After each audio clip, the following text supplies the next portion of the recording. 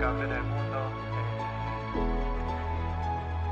Esto es muy seguido, no paramos y nosotros pensamos en lo que viene, en lo que hicimos, y creo que esto es para toda la vida. Acá recién le pasaba a muchos campeones del mundo que no pueden decir a eso, que seguramente a ellos también les pase, que hasta el día de hoy se lo reconocen y se acuerdan de los momentos cuando fueron campeones del mundo.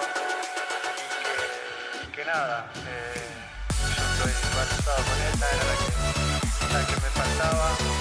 Gracias a Dios pude conseguir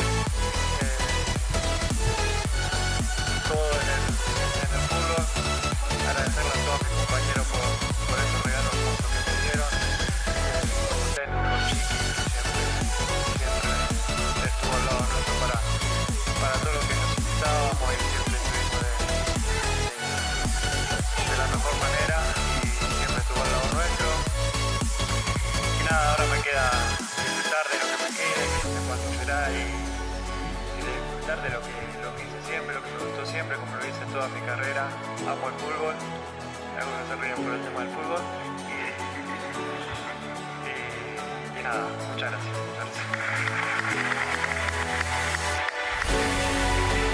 Bueno, pues lo último.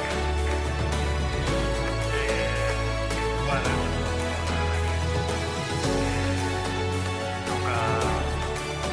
nunca había soñado ni pensado con todo esto. Simplemente mi sueño era disfrutar de lo que me gustó de chiquito, de ser un jugador de fútbol profesional, de poder hacer lo que siempre amé en esta vida, que es jugar a la pelota.